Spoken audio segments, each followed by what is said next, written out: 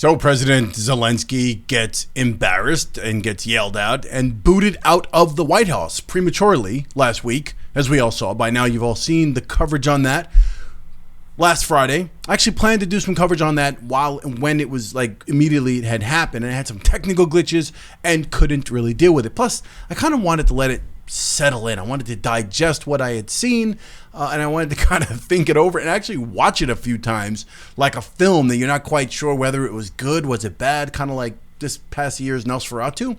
Was it good? Was it bad? Was it a masterpiece? This Zelensky thing in the White House, I had some time to mull it over and really just think on this, and it sort of worked its way into my thoughts regarding a few other things revolving around Trump and J.D. Vance, and also, interestingly enough, the Tate brothers, who are now in the United States and are set to do an interview on the PBD podcast, I think a live stream today at about 12. So I'm gonna be watching that, but stick with me because this all ties into the same theme, and we're gonna get into it on Time to Talk. Welcome to Time to Talk. If you're new, subscribe.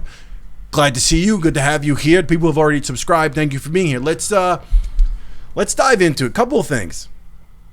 Zelensky's time I personally think that he was disrespectful. I think hitting the obvious thing right off the bat, the suit, right? This whole thing with what does he look like? Why is he wearing this shirt and looking like a frumpy, like whatever, right? What is that all about? Now we know that towards the beginning of the war, Russia's invasion of Ukraine, when this whole thing first started, Zelensky was propped up as, again, he's a falsely elected dictator. He's a puppet of the United States. He was put in Victoria Nuland and that whole history there, which I will mention every single time I talk about Ukraine and the war and this conflict. But he's a puppet, right? He's a stand-in. There was a democratically elected president there, and we orchestrated a coup when we installed Zelensky in order to do our bidding there.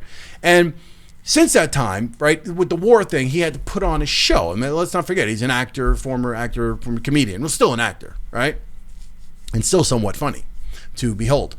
And he had to put on the military garb, right, the camouflage, or look like he just came off the front lines before he sat down with anybody and did his interviews. Well, that was a while ago. And I know that the situation is still happening, but he's no longer on I don't think he's ever been on the front line. But this idea that he's got to put up this air of military, strength, it's getting worn out. It's a little ridiculous. And I do agree 100% that it was disrespectful. Now, on the flip side of that, you have the people bringing up, and I've seen the memes and I've seen the post on X about Elon Musk and his attire in the White House. And Elon is prone to come in, black, the standard outfit. Pretty much one of the outfits I pretty much rock with most of the time too. Black jeans, some Chelsea boots, a black jacket, t-shirt, whatever. Like, it's just kind of standard stuff. Now, Elon in the White House, here's the difference. Here's how I see it. Elon is not an elected official of the United States of America, even though he's with Doge, right? He's not a democratically elected. No one voted this guy in, which is another whole conversation, and people get all up in arms over, right? Because what's he doing there? Why is he speaking in the White House in the Oval Office? But he's not a leader. He's not a world leader. He's not a president of a nation. So the rules of engagement are slightly different, I guess, right? I don't think it'd be a bad idea for Elon to be in a suit every now and then and to show that respect, but I can sort of get past it. He's his own entity, his own personality. He is who he is. Zelensky, on the other hand, is a world leader. He is a person who's taking billions upon hundreds of billions of dollars from the United States, which started with the Biden administration, and providing them with tons of funds to fight this war. He's a leader. He's a president. You do not show up like that. This was not like we stopped in his backyard and went there to see him at his home and he was wearing that. He's showing up. He took a flight to the United States of America. He showed up in Washington, D.C. to meet with our president. He enters the White House, and this is what he looks like. Yes, that was disrespectful by all standards. Put a suit on and get your act together and show some respect. Not respect for Trump or anyone else or J.D. Vance. I'm not saying he shouldn't respect him. What I'm saying is more important than the respect for the particular leader at that moment that you're meeting with is a respect for the White House, for the institution, for the United States of America, for us. That's what I'm talking about. It's not just about Trump. So I did feel that the whole no suit thing is just, is just, he deserved to be lambasted for that. So there's that. Now, the exchange between Zelensky, Trump, and Vance was telling, right? They embarrassed this dude. I don't think the overall exchange, the arguing, the bickering is something we should applaud. I think many people are doing that. Many of the Trump supporters who can't seem to differentiate between when he does something good or bad, or whether it's in the interest of our country and whether or not it's a good look for us or not. No matter what he does, people just applaud him at every turn. I'm not one of those people. So, but I'm also not the guy with Trump derangement syndrome where every single thing he does, I'm going to call out. But I am going to call out things when they're wrong. In this particular situation, I believe that exchange should have taken place behind closed doors, as normal cabinet meetings would have been, and have your people there and have that discussion. If you want to argue, bicker, fight, even slap Zelensky upside the head, knock yourself out.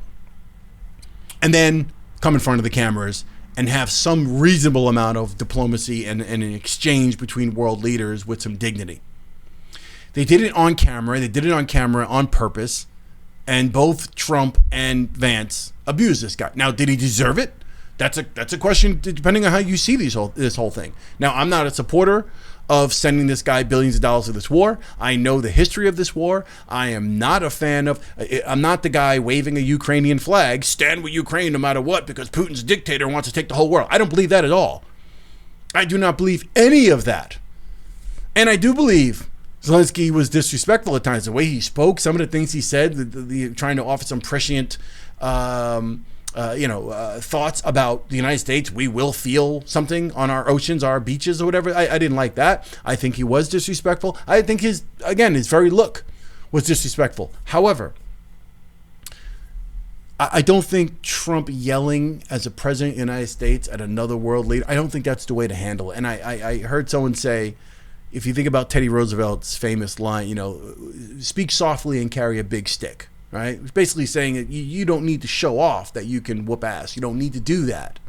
So when you have a president like Trump basically talking loudly, he's got no stick, is really what it comes down to. Now, I'm not talking about the idea that the United States is not in a better position to handle this and we're the ones funding this war, that we don't have a stick. We've got a most powerful military. I'm not suggesting that that's not the case. I'm saying that Trump himself, his character, is lacking of the real cojones that he attempts to convince everyone else that he has. Anytime you see a man talking, I could beat you up, no one's stronger than me, no one's tougher than me, believe me. When you see that, you know this is a weak man. This is a weak guy. This is a bully. And he's basically just the guy who's got enough around him to allow him to talk that much junk until someone smacks him down. And that's really what's going on. And to do that in front of the cameras and do that again, there's no sense of decency in that office now. And again, the Trump supporters who just believe anything he says, he could do whatever he wants, is okay. I got a part with that thought. There's still something about the American institution and our values and dignity, right? There's something about that. Now, I know that sort of contradicts the idea that Trump, being Trump, is part of what makes Trump Trump, right? Like the idea, the brashness, the tough guy, the bravado is what many of the MAGA loyalists are behind when it comes to Trump. The fact that he speaks his mind, that he's a certain way. But there's a difference between being a brash guy, like J.D. Vance, highly educated, highly intelligent guy. Again, separate what you think of Vance, his policies, his history. It doesn't even make a difference. I'm not rendering any opinion on Vance other than I know he's highly educated, well-spoken, articulate vice president. And watching Vance get on Zelensky was totally different because Vance approaches it like a guy with the vocabulary to insult and to embarrass Zelensky. He put him in his place, but he did it like a gentleman, if that made any sense.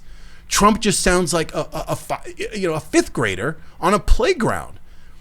And I gotta wonder, like, no one's sort of embarrassed. It's embarrassing. It really is. I'm all for the whole thing of, hey, keep it real. Have a guy come in there and kind of talk a little more off the cuff, be not so refined as, say, an Obama, not be so phony. Let's just say, keep it real. Remove yourself from the old typical political talking points and trying to sound like the guy who pets, babies and puppies and kissing babies. Try to sound more like a real person, get away from the traditional political thing, the left and the right. and the whole like draining the swamp, getting rid of that whole mess that Trump is the antithesis to, right? I get it. But still, with a reasonable amount of respect and decorum for the office and for the United States, like you still need that. So it's how he says things. It's the way he says things that makes it an issue. So going back to Zelensky, again, no love for Zelensky and no love for this idea of sending billions of dollars. Now, he's going to get his money anyway. Zelensky went over to Europe and, he's going to get billions of dollars from them. And this is going to keep on going. I don't know how long this lasts. Trump is trying to negotiate this thing into deals where we get minerals and their natural resources, which makes sense as far as I'm concerned, or some sort of payback. As far as Putin goes, and this whole idea of Putin's going to try to take over the world and blah, blah, blah, and we shouldn't talk to Putin, and people thinking that Trump is a Putin loyalist just because he's speaking to somebody, another power, another nuclear power. The idea that you speak to him and keep the lines of communication open, that's a bad thing. You people who think that are just stupid. I got to just keep it real. You're just not getting it. And I hear people talk about this war and people talk about Ukraine and the Russia situation and Putin. This morning I'm listening to, a New York radio station, Hot 97, listening to the morons on this station talk as if they're educated, as if they're, voices of reason, intelligent people. These are radio DJ hosts who are morons. They're personality types, and they talk. And unfortunately, they have an audience of people who listen to them and their talking points. And they all just regurgitate those talking points. But they don't know anything about the war. They're still running around thinking that for some strange reason, Putin, the dictator, just ran into Ukraine and decided to invade it for no apparent reason. And we got to stand with democracy and stand with reason. Protect democracy. They don't have any history. It's pathetic. And then as far as Europe goes, giving billions of dollars in the interest of democracy. Meanwhile, Europe is steadily censoring people. The stuff that's going on there is, you can't talk democracy, you can't talk freedom around the world if you're going to contradict yourself by your own policies, which are basically shutting down the rights of your people and censoring people. This is what happened here in the United States. This is what happened with the Biden administration and Harris. That's why a lot of people rejected the whole thing. Anyone who was awake to the Democrats and to Biden and what they were doing when it came to free speech and dealing with these social media platforms in the efforts to suppress free speech and to control narratives and to not allow information to come out and call everything they disagreed with misinformation. It's a mess, people. It is a mess. And I want to conclude by, again, addressing the situation of how things are said, because I think that's what's going on. I think that's the thing I really want to focus on the most. I try to stay as centered or true to my own thoughts on these situations as I can, as opposed to just listening to whatever, because I'm definitely anti-Democrat, I was anti-Harris and Biden. But it doesn't mean that Trump and every single thing the right is doing now, the Republicans are doing, J.D. Vance, or every possible thing Elon Musk is doing is right. Right? I have opinions on things. I will listen to things and be rational and be reasonable. I will say it again, as I said early on in one of my earlier videos where I talked about Chris Rock, who nailed it when he said, he finds it interesting that people can take a side. You're either liberal or conservative. It's impossible. You haven't heard all the facts. You don't know all the details. I'm liberal about certain things. I'm conservative on other things. So saying all that, I think outside of the policies and outside of the actual issues, what it really comes down to with Trump and Elon Musk, I'll bring up Elon in this, it's how things are being said. It's all how things are being said. How do we communicate to the American public? Again, the immigration problem. If you talk about ICE and you talk about getting control of our borders and getting control of our country and deporting illegal immigrants, people who've come in the country, the gangs and the violent people who've come here. I'm not talking about political asylum and talking about the families who come seeking a new life. I'm talking about the obvious influx of the overwhelming amount of people that were gangs or released from prisons and from insane asylums that have crossed our borders, that have been allowed to come here, that have been put up in luxury hotels. Taxpayer dollars are funding. I'm talking about that. If Trump and company want to fix that situation, there's a way of speaking about it that wouldn't shake up the entire country. Coming out and go, we're getting rid of you, blah, blah, blah, F you, you're going to go, you're out of here. When you start talking like that, you're basically scaring a lot of people. And if you don't have any regard or any respect for that, and you just obnoxiously say what you're going to say, of course you're going to cause a lot of confusion. If you're Elon and you're talking about Doge and you're talking about cutting this and cutting that, and all they see is cut, and there's no real balance. There's a way to speak to the American people. There's a way to speak to people, even if you're driving a knife into them quietly over time. There's a way to pacify them in the meantime. There's a way to speak where you can get your message across, and you can do your little dirty that you're going to do, but you don't have to announce to everybody that basically you're just doing things the way you want to do them, and you don't care about anyone else's feelings. It's so much different to say, Obama got rid of more people as far as deportations go. He deported more than Biden, and he deported more than Trump has done. But the difference was Obama wore a suit. He said it in a stately way. He convinced you everything was going to be good. He spoke about things. And, same thing with Clinton. There's video of Clinton talking. He's having a conversation early on with, I believe it was Piers Morgan. And he talks about Putin. And he talks about trusting Putin. He talks about talking to Putin, how smart Putin was. Now, is Clinton a Putin loyalist because he said that? How do you reconcile that? How do you call Trump a Putin supporter and a loyalist when he says he should talk to him and he's a smart man? How do you say we can't trust him when Bill Clinton himself said, I can trust him, and he keeps his word? So I say all this because the way Clinton, the way Obama speak about a particular situation, it comes off in a different way. You're not going to get people on The View to start screaming on Clinton and Obama for saying the things they said, but Trump is saying the same exact thing. The difference is Trump says it with such an arrogance and such an obnoxiousness and in such a low intellect way that it's disturbing to everybody who's not quite paying attention. So I say this.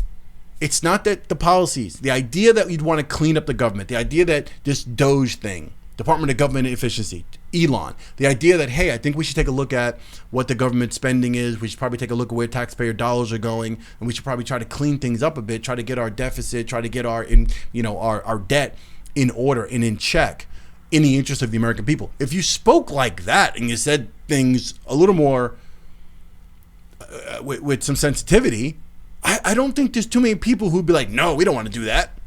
But when you just start saying, yeah, we're getting rid of this, getting rid of that, we're going to do this, we're going to do that, we don't care, you're posting up memes, you're putting up videos. Like, it's just, that's the problem. It's a communication issue.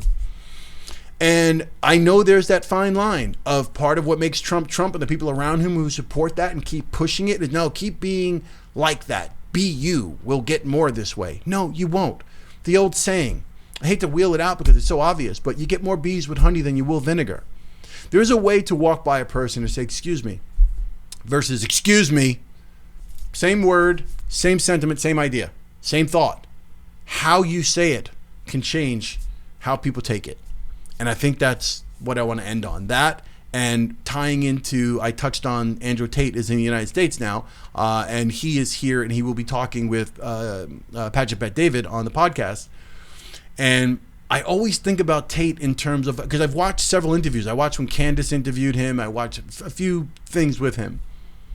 And I listened to some of his stuff. I think he's brilliant. I think he's a smart guy. I think he's sharp. There's no question. He's very articulate. He's very charismatic. There's no question about that. And I support a lot of his push for masculinity because we've lost our way when it comes to a lot of that. So there are a lot of good qualities to Andrew Tate. Here's the problem. And I'm not judging him based on his past. He did XYZ with girls. I'm not accusing him of any of that. Prove it. Prove that he's done some sex trafficking and all that stuff. Let him have his day in court, him and his brother. I'm not judging the man. What I am saying, there's enough smoke around him where he's got to get to a point where he starts to allow his intellect to be received with a certain amount of, again, what I'm ending on, this idea of how do you say things? How do you communicate your ideas? You don't need to be so sharp. You should not be tweeting things or posting things on X the way you do with this brashness and insulting everyone around you. That is not the way to go, especially if he's running for office eventually, well, he claims. You hate to see a mind like that wasted. You hate to see a charismatic figure that can totally change the perception of him. Maybe he doesn't care. There are people like that. There are people like, I don't care about those other people who don't like the way I speak. And I understand that to a point. Don't change yourself to suit everybody. Just understand that you will go way further if you just learn to communicate your ideas differently. That's all this is about. That's all I want to say. I wanted to tie the Tate thing with Trump and Vance and the Zelensky thing and the way our nation seems to be represented right now and the way Trump talks. And it would be interesting if he could just get himself. I thought really after the assassination attempts, I thought he was going to be slightly different. And this second go around, he had more people in his ear, the right people, and he was going to start to tone it down a little bit. But that Zelensky thing really just, it's getting worse by the minute. So anyway, let me know your thoughts below in the comments. I really want to hear from you, and let me know what you think. Do you understand what I'm saying when it comes to how we communicate ideas? What do you think of Zelensky's situation in the White House? Should he put on a suit? Let me know about Elon and Musk and what you've Elon and Trump and Tate. What are you, Andrew Tate fan? Are you an Andrew Tate hater? Let me know in the comments below. If you've not subscribed. Time to talk. I appreciate it, and definitely hit the like button on the way out. That changes everything. Hit the like button. Do not forget to do that. It really makes things work behind the scenes for me, and I can get content out and do a much better job and improve the show and get bigger and better and start to get some real stuff out to you. All right, time to talk. I will see you on the next one. Peace.